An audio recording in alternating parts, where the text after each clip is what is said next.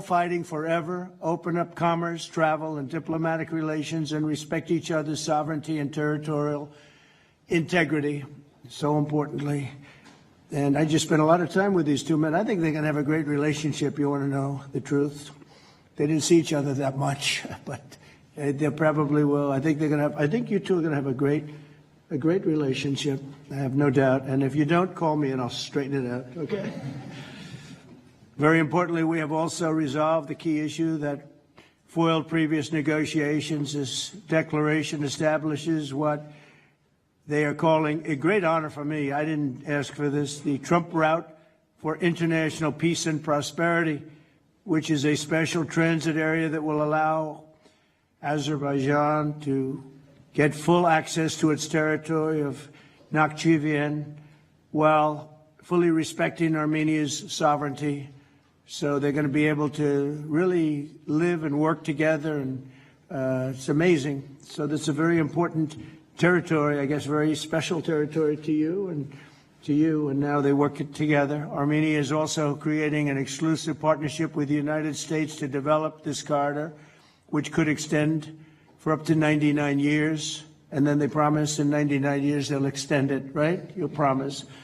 We anticipate significant infrastructure development by American companies. They're very anxious to go in to these two countries, and they're going to spend a lot of money, which will economically benefit all three of our nations. This is incredibly positive news for the future of the entire region, and it's a very important region, as you know. Great leaders. How long have you been in the leadership position? 22 years. 22 years. Yeah. That's pretty good. That means he's tough and smart. And it's an amazing part of the world. Congratulations. What a great honor to be involved. President of the United States, the President of the Republic of Azerbaijan. Hello, ladies and gentlemen, and welcome again to Syriana Analysis. I'm your host, Kevork Almassian. Thank you very much for tuning in to today's special live stream. I appreciate you all, whether you're watching the stream on YouTube, on Rumble, and on Ganjing World. Today is a special stream because we are joined by our friend and colleague, Hovik Manucharyan. He is the co-host of Grung podcast. It's an Armenian podcast in English language, providing objective coverage on Armenia, Artsakh, or as it is known in the mainstream press, Nagorno-Karabakh, and Armenian diaspora. Whether you're an Armenian or not, if you're interested in these Caucasus affairs and the Armenian affairs and the lasting conflict between the players in the region, you should definitely go and check their channel. The link is also in the description below. Hovik, thank you so much. How are you doing today? Doing okay. Great to be back. This is, as Trump said, it's a great news for the region. And he said finally he managed to bring peace to the region. And the leaders of Armenia and Azerbaijan even nominated him for a Nobel Peace Prize, just like Benjamin Netanyahu did a few weeks ago when he came to the Oval Office and nominated him again to the to become a peace nominee, peacemaker nominee. I really want to hear your thoughts objectively about this case. What is this deal about? Is this a peace deal? Is this a business deal? Is this the trade route deal? Is this connecting Azerbaijan with Nakhchivan? First of all, what is this deal about, and why the United States is the broker? Like, why did they need the United States to achieve this deal or peace, as he described it? Well, I think from the perspective of Armenia, I think we have to be honest and say it's nothing except capitulation.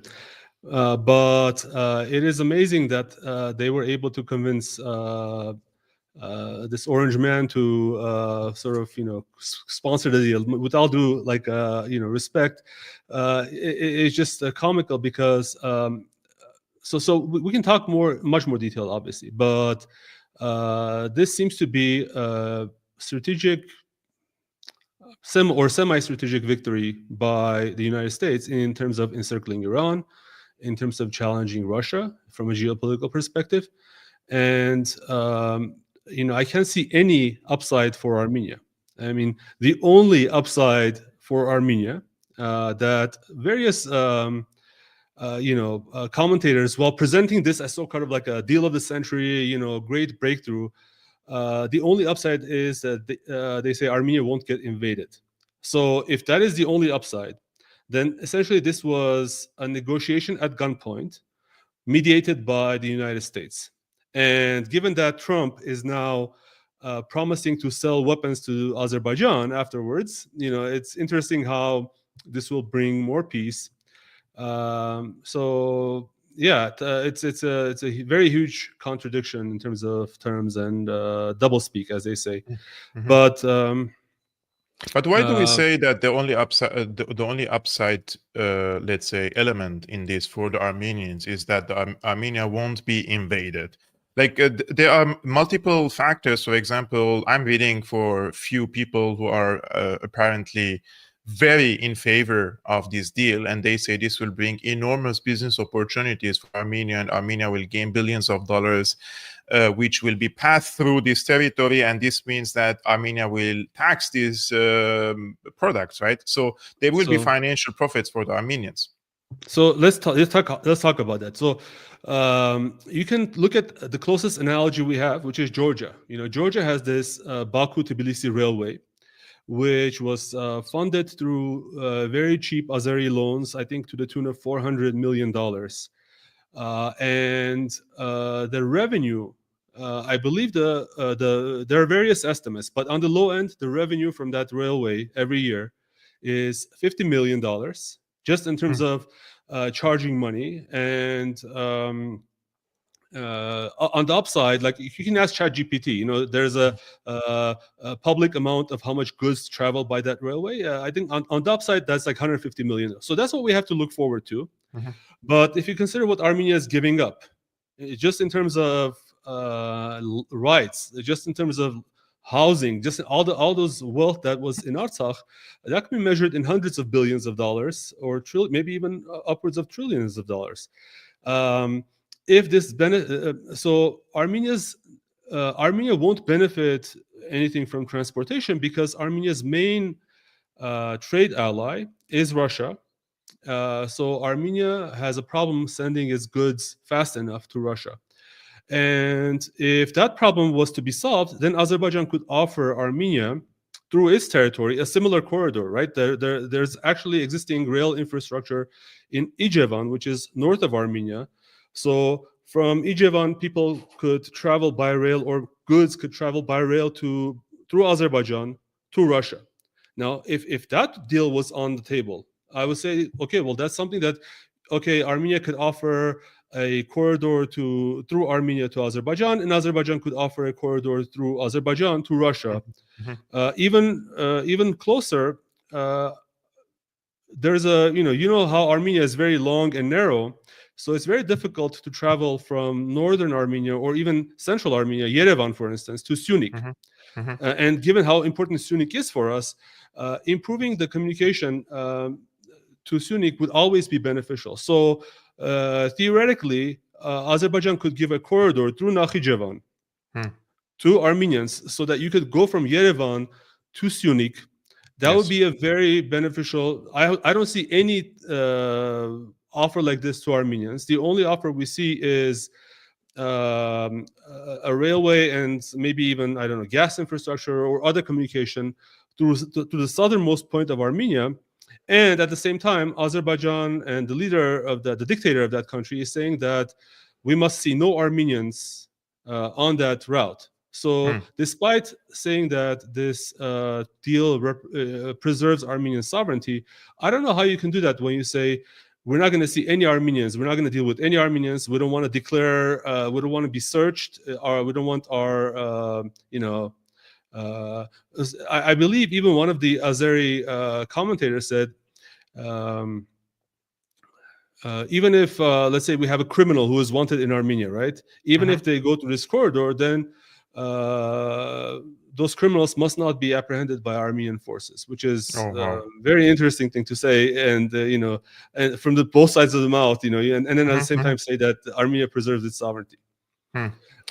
So, yeah, I mean, there'll be some minor revenue, but also considering the negative effects on the Armenian economy, such as let's say, economic expansion of Turkey and Azerbaijan, further dependence of Armenia upon Turkey and Azerbaijan. Those are also secondary issues to consider. But there is the argument, Hovik, that Armenians have had enough of conflict and fighting with Azerbaijan and with Turkey, and they want to live in peace. So let's forget the past and let's agree on this deal, and let's bring on a lasting peace to the region instead of continuous wars, which only recently killed 5,000 Armenian soldiers, right? Yeah. So what is how do we count, how can an Armenian person counter, let's say, this argument that the people want to live? People want to continue their life. People don't want to send their sons to die on the front line. Therefore, sooner or later, there has to be some sort of a deal with the neighbors. You can't live another 100 years of conflict with Turkey and Azerbaijan. By all means, I think a peace is very good, and a dignified peace is something that we all want, right? Now, we can, when this thing is called a peace treaty, but in reality, first of all, it's not even signed, it's just initialed. But let's not get there yet. Peace can mean different means. Peace can mean capitulation, so such as in Versailles. And if we're talking about a peace treaty like the Versailles, then we can be sure that it's actually a war treaty. Now, is this really a peace treaty? Does Azerbaijan really want peace with Armenia? Let's take one data point, which is that Azerbaijan is probably the only country in the world that bans people entering into their country by nationality, not by their citizenship, by nationality. If your name ends with IAN and you accidentally end up in the Baku airport, not only will you be kicked out and not allowed to enter, but you will be potentially arrested. And this has been the policy of the Azerbaijani leadership to this day. Azerbaijan is holding dozens of captives and hostages in Baku. If Azerbaijan was really intending to have goodwill towards Armenia, towards peace, those people would be released, just like Armenia has released all of its prisoners after the 2020 war. Now, Azerbaijani schools, we all know that even in grade schools in Azerbaijan, there's hatred preached towards Armenians. I mean, we don't want to go into too much detail, but let's just come to this so-called peace treaty, which was, as I said, only initialed. It represents a huge time bomb in and of itself. I mean, let's not even look at it. But even before we reach the peace treaty, Azerbaijan is demanding preconditions before Armenia signs. Which are? One of those preconditions is that Armenia must change its constitution. That means asking upwards of 700,000 Armenians to go to the voting booth and with their own hands, and there isn't an Armenian family today that doesn't have a relative or someone who died in these wars, right? So with their own hands, these people are supposed to go and adopt a constitution that is basically capitulative in nature. The only purpose of this constitution is to submit to Aliyev's demands. One of those demands is in the preamble of the constitution. It says, it refers to the petition for reunification of Armenia and Artsakh.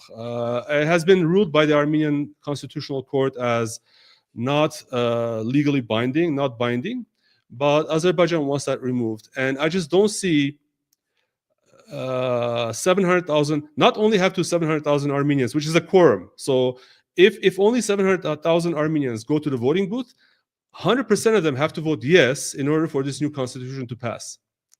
Which means essentially that this will never happen, no matter how much, unless you beat everyone or you invade Yerevan and take it. So that tells me that the intention of the Azerbaijan leadership, by putting this as a precondition to the peace treaty, is not peace. They put a precondition that can never be satisfied unless there is another war and all of Armenia gets God forbid, all of Armenia gets conquered. So that's what we're talking about. And so, I'm not even talking about, I'm not even talking about the other demands by Azerbaijan of, paying $150 billion, which is 6 times Armenia's GDP as reparation, settling Armenia with hundreds of thousands of Azerbaijani Azerbaijanis who they claim have been, refugees, even though they left on their own volition. Meanwhile, there's no talk of Artsakh refugees going back. So, you would have to have some kind of a dignity, right? You would have to give the Artsakhis the right to go back to their homelands, the right to go see the graves of their loved ones, which is something that they don't have today. And you're asking, okay, you forget about that. We're not even talking about that. You have to go change your constitution and accept all of our demands. And then we can have this corridor and maybe we won't shoot at you. Or maybe we will, who knows? So correct me if I'm wrong. I'm going to summarize what you said in the past 15 minutes. Azerbaijan is going to get a corridor which links or connects the Azerbaijani territories to Nakhichevan and eventually to Turkey. And Turkey will have now unlimited access to Azerbaijan and Central Asia. The territory will not be controlled by the Armenians, but rather will be protected by American contractors in this manner, and American companies will build this road and bring infrastructure and bring investment there. Additionally, the Armenian prisoners of war are not included in this deal. The Armenian Artsakh, the return of the refugees to Nagorno-Karabakh Artsakh is not included. And in contrast, now the Azerbaijanis want for the refugees to return to Armenia proper. So what does Armenia literally gain from this? And if this is the case, we are now criticizing, let's say, the US or Azerbaijan, or being critical because it's not in the favor of the Armenians, but where is the Armenian government in this regard? If the Armenian government should be the guarantor of the rights of the Armenians, what does the Armenian government at least get from this? Why would they so interested and excited if this doesn't serve the interests of the Armenians? Sorry, 1 second. Look, I think that the Armenian government, the best that could be said about the Armenian government is it is just another leadership that has been capitulated, which is why the Armenian opposition wanted to replace Pashinyan, at least negotiate with Azerbaijan by someone who doesn't have that albatross across their neck and all those potential downsides. Like, so, many speculate, just like with Zelensky, if Pashinyan ever loses power, then his security, at least in Armenia, is not guaranteed. For you can say for good reasons, for bad reasons, but I think that it's there are a lot of people, there are a lot of parents who have whose children's lives have been sacrificed for this, and you cannot force them to accept. They have paid the most ultimate price. What are you going to force them to do? Just like sort of accept it, their children's death as some kind of a consolation prize for a railway and a transport corridor for Azerbaijanis. So this is why I think that the Armenian leadership that's the best sort of thing that I would say is that the Armenian leadership is scared and is looking for a way to stay in power. And if they agree and sign and do everything that the Turks and Azerbaijanis are saying, then maybe they will receive the support of Baku and Ankara. And even if there is a regime change, or even if there is a change of power through elections, then Baku and Ankara may intervene. Because we remember what happened in 2020, early 2021, when Pashinyan signed the capitulation of November 2020. The army threatened, or not threatened, the army backed the protesters on the streets who were out for Pashinyan's head. Pashinyan was in a bunker. And what happened was Turkey and Azerbaijan threatened that they should intervene to prevent these revanchist forces in Armenia. And unfortunately, we don't know the full story of this, what happened in the backroom deals, or which countries intervened or didn't intervene. But I believe the army leadership at the time decided that they were not going to go to the option of force, and they backed down. Mm-hmm. But those tensions are always bubbling underneath, and they're not going to subside by any peace deal whatsoever. I will show you a video which I watched today on X. I'm not sure if this is correct or if it is cut, let's say edited. You could enlighten us even more. This is one of the videos where Trump mentions the release of 23 Armenian hostages in Baku prisons, and he wants to include that into the document. So Pashinyan advises Trump not to include the release of 23 Christian or Armenian hostages in Baku prisons into the document, then attentively looks to see if they are included into the final document. And he was relaxed when he realized they are not. So this is a video when Trump mentions the Armenian hostages or prisoners of war in Azeri prisons, and the facial expressions of Pashinyan changes into someone who is definitely not wanting for the prisoners of war to return. And then he looks into the document just to be sure if this is included there. Let's take a look. So you say there's 23 Christians that you left with that. So you say there's 23 Christians that you left with that. So you say there's 23 Christians that you left with that. I'm going to ask him to do that. I think I'll do it. You advised us not to put it in. You advised us not to put it Here, we don't have any auto pen. We don't have auto pen. Right here.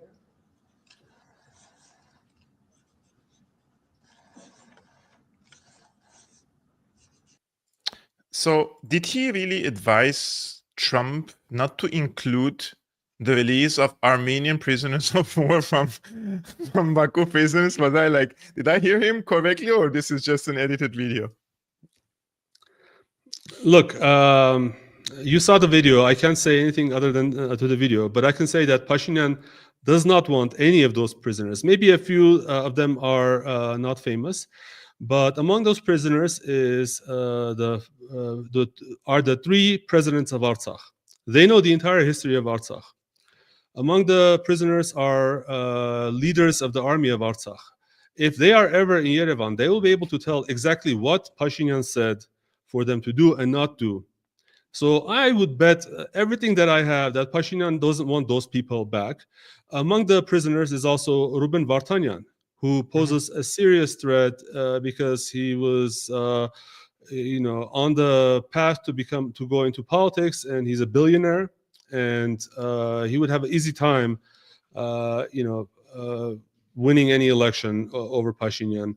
So I think that Pashinyan is scared shitless of Ruben Vartanyan ever coming to Armenia. So no, Pashinyan doesn't want those people back in Armenia, unfortunately. So we have a leader in Armenia who doesn't want citizens of Armenia to return from Baku prisons because they could be a political challenge and headache for him. And this means he's basically caring about power and authority in his power and authority over the national interest. This is what I'm trying to distinguish here, right?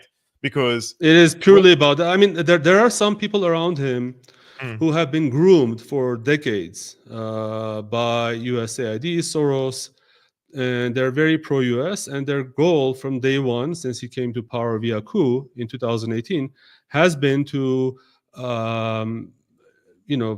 take Armenia out of the Russian orbit and enter the EU NATO orbit.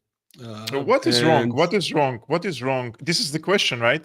What is wrong with wanting to move Armenia into the transatlantic orbit? Because people are asking, even in the chat, where were the Armenian allies from all this? They didn't come in support of the Armenians. I think that many of your listeners and your viewers are probably sufficiently have viewed other videos by real politic thinkers such as Mearsheimer and whatnot. You just have to look at the map, right? I mean, despite the situation, despite the cards we're dealt with, Russia will never be as close an ally to Armenia as Turkey is to Azerbaijan. Same with Iran. But to deny that Russia and Iran have strategic interests in Armenia being a strong Christian nation is to be insane. Because yes, Russia did exhibit some level of neutrality. I wouldn't say enmity, but there was we didn't get from Russia everything that Azerbaijan got from Turkey, but I believe that if Armenia played its card right, then we would have lost little. And definitely, I'm not even saying if Armenia played its cards right.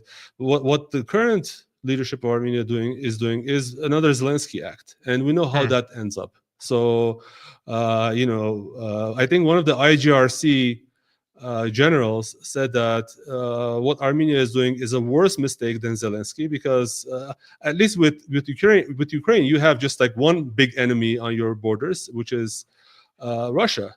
With Armenia, you're going to irritate two large enemies with very powerful armies, Iran and Russia, and I don't know what the benefit of that is. I think you shared this yeah. comment from the IRGC commander on your page, and this was, I think this one, I just want to read to the people what the Iranian IRGC general said in this case. IRGC, Aliyev and Pashinyan Zanget's or gamble worse than Zelensky's mistake. Iran's IRGC political deputy general Yadollah Yavani or Javani warned Armenian Prime Minister Nikol Pashinyan and Azerbaijani President Aliyev that their decision to involve the US and NATO in the Caucasus is an even greater mistake than Zelensky's. Javani said that had the two leaders considered the consequences, they would not have fallen for the gamble of the risk-taking player Trump. He compared the move to Zelensky's miscalculation that provoked Russia. Only this time, the fallout could be far worse. Zelensky's blunder, Javani noted, brought Ukraine into direct conflict with Russia, but Aliyev and Pashinyan's White House deal granting the US a 99-year exclusive lease for the Zangezur corridor has united multiple powers against them. This destructive act, Javani warned, will not be ignored by Iran, Russia, or India. Now, at the same time, the president of Iran, Pezeshkian, said, calm down, guys, this is not a really horrible deal. Let's not exaggerate about the implications of this deal. And in any ways, why would anyone be worried what Iran says in this case when Iran has proven in the past 2 years, according to many commentators, that they haven't acted in protection of their own geopolitical interests in West Asia, which led to this situation now that the US and Israel are on the doorstep of Iran itself, right? Yeah, and I've been critical of this as well. Yes, I think that as an Armenian, I think it's who has a traitor in power. I think it's right. It's ironic that I would criticize the leadership of Iran, but I think that many times in the past they have not been very bold in their actions, and they have tried to strike a balance and appease the regime. The regimes, both Turkey and Azerbaijan.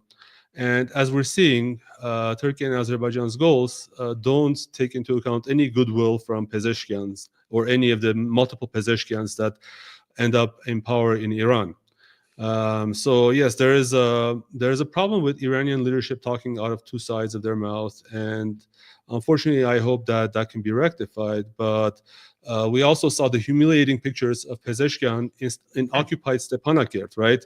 When Aliyev hugging each other, and then like he was sitting, and Aliyev came into the room, and no one stood up except Pezeshkian stood up, like school child. That was I think for our Iranian friends, I think that was a very humiliating picture. And I don't know, they tell me that the leadership, the strategic leadership of the country, policy of the country is decided by Ayatollah Khamenei. But in this case, we're seeing that at least publicly, in terms of PR, in terms of rhetoric, this is having a negative effect because the country's leadership is not talking in unison.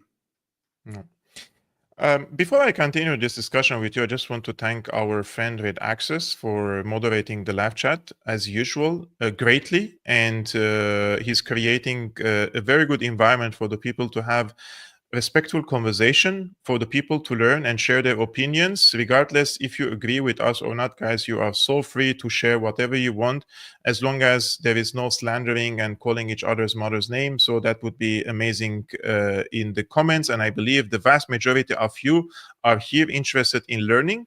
And most of you are older than me. Most of you are in father's age. So I really love that, really. But there are sometimes some trolls come and start causing trouble. So we want to really have a good environment for you also to share your opinions without being trolled by someone. So thank you so much, really, Red Access, for the moderation. And guys, for those who are watching this stream now on YouTube, on Rumble and Ganjin World, the link of the podcast of Hovik, his co-host on a podcast which covers the Armenian affairs, the diaspora, and also they are now focusing on the Caucasus. The link is in the description below. You can just click on it and subscribe after this stream is over. I just want to share with you, Hovik, an opinion from Iran, which is critical of the Iranian policy vis-a-vis Armenia, Azerbaijan, and this deal, basically.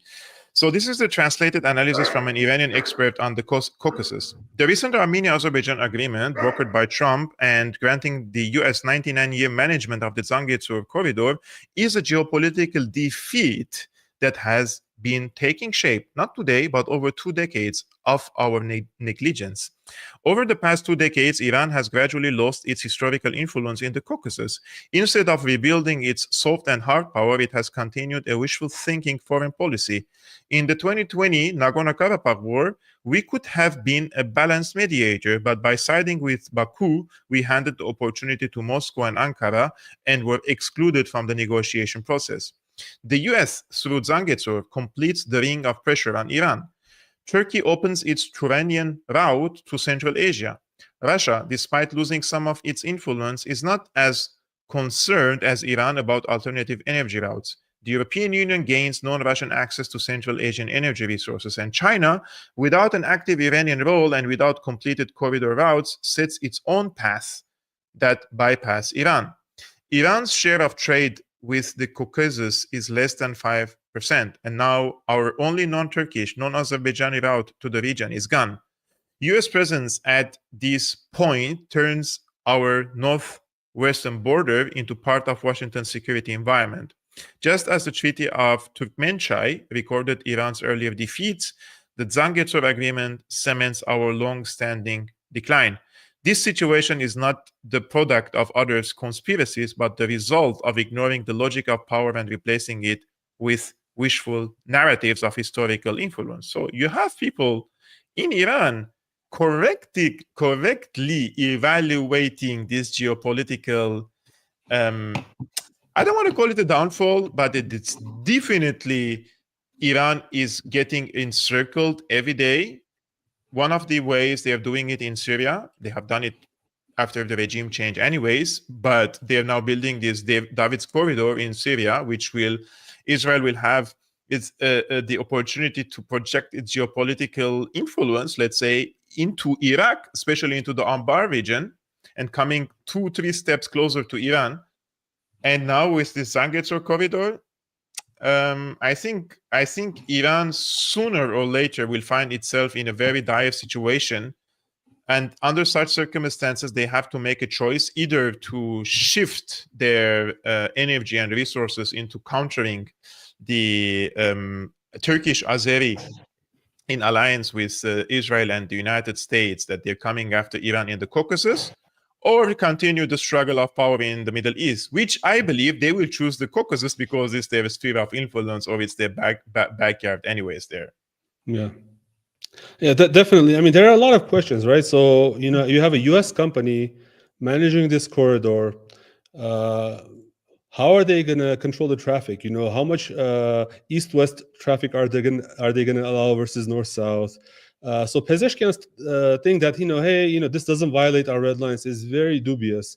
But also, I think that the larger player that we're also ignoring is China, because China has this Belt and Road Initiative, and it would like to use this corridor. But with the U.S. company controlling this corridor, how are they going to, allow Chinese goods through? And if there is a war, or if there's any kind of tension between the two countries, they'll find reasons to maybe inspect Chinese goods more, or inspect Iranian and Russian goods more. So the US has all the leverage now.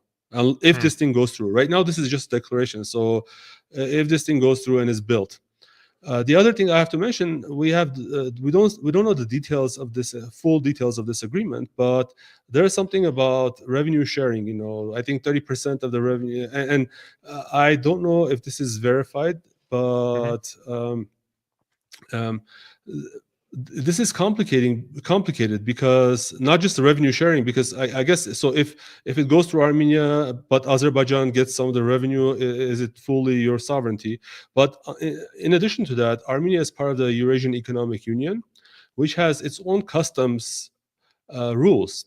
And if this corridor allows different customs rules or no customs, then that also presents a lot of legal challenges. I guess those are all less minor things than total capitulation of Armenia and subjugation of Armenia to the Turkish Empire. But those are also things that I think that Russians, as part of the EAEU, and Iran, which has a special agreement with the EAEU, would be very interested in knowing about. So the Russian inactivity in this has been explained, I think, by being busy, at least until today, by being busy in Ukraine. And also, I think that since we have this meeting in Alaska, maybe the Russians are not making too much noise about this because of that. They don't want to steal the spotlight or, change the narrative. But I think that Russians eventually will also realize that this was a huge shortcoming and a mistake on their side. And how are they going to correct it now? I'm not sure. But to me, it seems like this is going to become a battleground for a new war in the future. So you're worried about the battlefield in this region? Course, yes. I mean, it's not a peace. It's nothing close to peace. It's going to be a prescription for war, whether it's now or 10 years into the future. But I think that there's been a lot of talk about also the U.S. preventing the rise of BRICS. So are BRICS going to be okay with this sort of block on their north-south communication? India, is also a player here, which probably doesn't want restrictions on this north-south trade. So a lot of questions remain to be answered. I will show a video of our friend and colleague Mohammed Marandi, and we are discussing this video with great respect for his personality and his person. However, we are discussing ideas here, and this is a video which I watched on your X account, which, to be honest with you, I was really shocked, because I thought Marandi, after what he supported Azeri takeover of Artsakh in 2020 and 2023, and I have warned him publicly and in private about the implications of it. And after we saw the implications of it against Iran, I was really shocked to see that this is a new video, right? This is only after the signature of this deal between Azerbaijan and Armenia. Basically, he is continuing to give Baku legitimacy in this region. Let's take a look.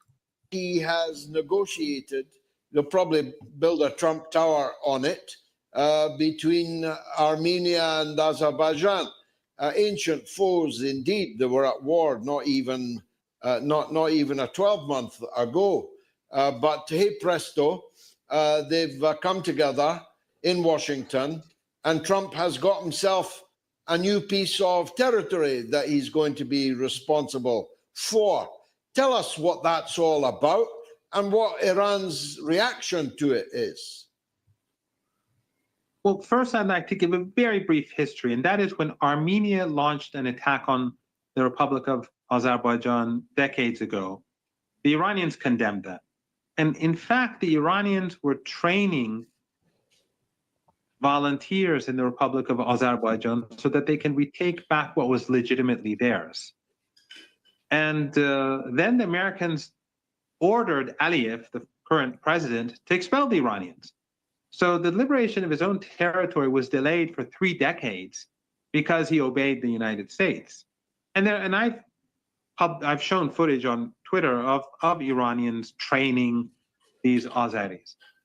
Now it's the other way around. With the support of the Israeli regime and Erdogan, the Republic of Azerbaijan attacked Armenia. They liberated territory that was theirs in accordance with international law. Of course, they ethnically cleansed the Armenians, which is a huge violation and a crime against humanity. But they took back their territory. But the Iranians have said that if Aliyev tries to take Armenia, it will mean war. So you commented on this video by saying since 1979, Iranians have framed the struggle of the Palestinians as self-determination and liberation, a very logical argument that is based in international law. Sadly, this logic is lost when Iranians speak about Artsakh. The truth is that the war in Artsakh for 30 years was about self-determination. Armenians were successful in holding off the ethnic cleansing and genocide for 30 years until they weren't. Yes, I understand Iran is in a very sensitive spot, yada, yada, yada, but that doesn't give a right to anyone to rewrite history. You know, the other day I brought the example of Palestine as well on my show, and I said, Iran says that Israel is an illegitimate political entity, and although under international law or under the UN Charter, Israel is now a recognized political entity, but they say we don't recognize the legitimacy of Israel because the beginning was unfair and there was an ethnic cleansing of the Palestinians. So Palestinians have the right for self-determination. Why Iranians do not also give the same right for the Armenians for self-determination, knowing that in the 20s, it was Stalin who gave this region to Azerbaijan. At the beginning, this was the newly formed Socialist Republic of Azerbaijan, something that is similar to the Brits when they invited the Zionist and Jewish refugees to Palestine, and then they divided the country into two. So I don't understand why the Iranians want to apply this logic there, but not here. Let me give a little bit more background because this land has been one of the most historic Armenian lands for thousands of years. I don't want to go, Azerbaijanis will claim that, they were the precursors, but with all due respect, there's historic literature. It's written on all the sides of the churches, unless Aliyev has managed to scrape it off. So this is the best example of an ancient people who had a right to live without harassment, without genocide. And the only reason why Armenians rose up is because their rights were being violated. Throughout the Soviet Union, if Armenians were part of Azerbaijan and they were respected, just like Armenians in Iran were, I'm pretty sure this thing would never happen. But the fact of the matter is that even during the Soviet times, when the Armenian church in Armenia was allowed to function in a limited way, all the churches in Artsakh, in Nagorno-Karabakh, with a 90% Armenian population, were closed down. And any Armenian expression of Armenian identity was repressed. And the whole issue started when Armenians said that, hey, we want to petition the USSR to be part of Armenia because we'll control the Armenian. And the response from the Azerbaijani regime in 1988 was that there was ethnic cleansing. The Sumgait pogrom was the first major pogrom. Hundreds of Armenians were massacred. I mean, it's very brutal, it's very gory. And then it continued afterwards. There was the Maraga program, there was Baku, there was Kirovabad. My father was born in Kirovabad, which is Ganja today, known as Ganja, or Armenian Ganzak. And I will never be able to go back. But when Marandi, with all due respect to him, says that Armenians attacked Azerbaijan in the early 1990s, that is clear historical revisionism. I'm sorry, Professor Marandi, you are being a historical revisionist when you say that, and I hope that you can, allow, maybe debate someone, a scholar in that matter, or allow an alternative voice to yours.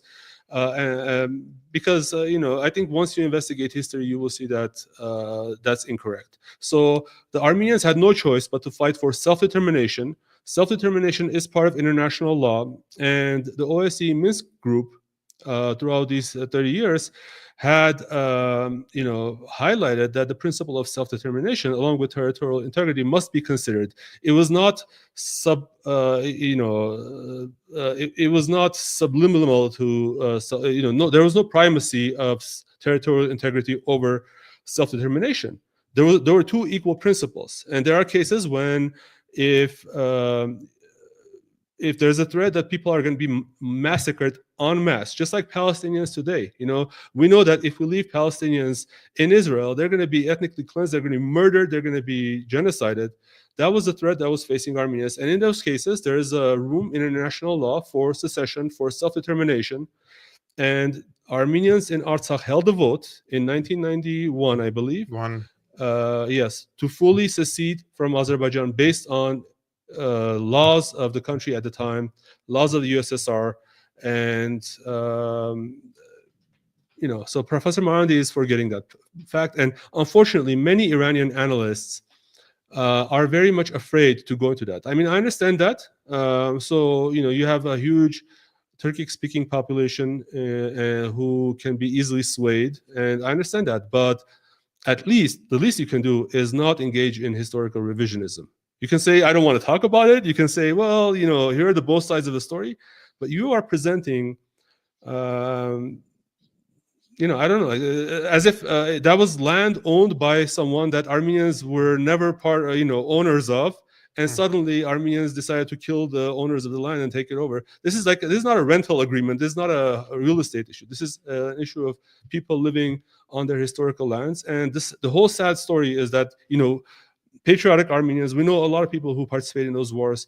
We're all being silenced right now because the main discussion is this corridor. The main discussion is, don't you even talk about those hundreds of thousands of people who have been driven off from their lands, who have been killed. All the discussion is around territories, corridors, and so forth. I just want to respond to our moderator. Says, I wish Professor Marandi was here to defend himself. He expressed his opinion on a platform without being challenged, and we are sharing just an opposite opinion or a different opinion than his. I will make sure that he gets this clip and watches it, and he also could come to my show, and we could have also a respectful and civilized discussion about this case, which I would really highly like to see. I just also want to respond to one of our friends says the youngsters were behind the Armenian genocide. Actually, the Armenian genocide didn't only happen in 1915. If you go back to the late 1800s and starting from the 1880s, since the Ottoman Empire started to get weaker and weaker, and there were so many massacres happened against the Armenians, the Greek, the Chaldeans, the Alawites, and Bulgarians. So many. So the genocide didn't happen in just one day. When we say when the Armenians commemorate the genocide on the 24th of April 1915 is a date which the most of the killing happened among the Armenians, and this date is not a representative of the entire timeline which these massacres happened. 1.5 million Armenians didn't die, guys, in one day. So this is just a representative or a date that the people to remember and commemorate, but the massacres started at least 30 to 40 years before 1915. So that would be also great to share. But we are so thankful to you, Hovik, for coming to Syriana Analysis and sharing your insights. I have invited, by the way, 4 different people, Armenians, who share the opinion of Pashinyan, and they are in support of this deal. All of them rejected to come to the show. People ask me, why don't you invite other people who have a different opinion? And I swear to God that I invited them, and I even posted publicly on X, inviting people through comments and encouraging them to come and have a civilized conversation with us, and they all rejected to come. So, yeah. However, we tried to cover this case from our perspective because we are here, Armenians, having opinions, and I have never, ever claimed to be neutral on cases, especially when it comes to Armenia and on Syria. I have been repeatedly telling you I am biased. So I am biased, guys. This would be my closing statement. Hovik, Can, thank you so much for coming. Yeah. Yes, please. Can I just mention something as well? I, as part of GRUNG, we have also offered Professor Marandi to appear on our podcast. That sort of invitation is still in force, and we would very much love to also see Professor Marandi. It's difficult because he's one of the few voices that accurately represents the Palestinian cause and some aspects of Iranian foreign policy. But in this case, anyway, we talked about it. So thank you, Kevork, also for inviting me, and hopefully we can also see you on GRUNG one day. Definitely, I will have 2 or 3 weeks. I've been having a rest from interviews for health issues, and guys, just for you to know, on Thursday and Friday, I will probably not be able to do any live streamings. I could do with Tarek beforehand. I will undergo a surgery, not a dangerous one, but I have to do a surgery related to my health. And afterwards, I have to rest for a few days. I will declare that on my social media platforms when I can come back and work. So stay tuned for that. And the podcast of Hovik, where he is co-host, is in the description below. If you like this content, guys, the easy thing to do, thumbs up, like this video, share it with your friends, subscribe to this YouTube channel, and if you like to do more and support the independent work I am doing, please become a patron. The link is scrolling on the screen, patreon.com/Syriana Analysis. If you don't want to use Patreon, there are different means in the description below. Thank you so much, our dear friend Red Access, for moderating the live chat, and thank you so much for the hundreds of people who watch this stream live. Peace be upon you, upon your families, and I will see you tomorrow. Salam. Thank you. Bye-bye.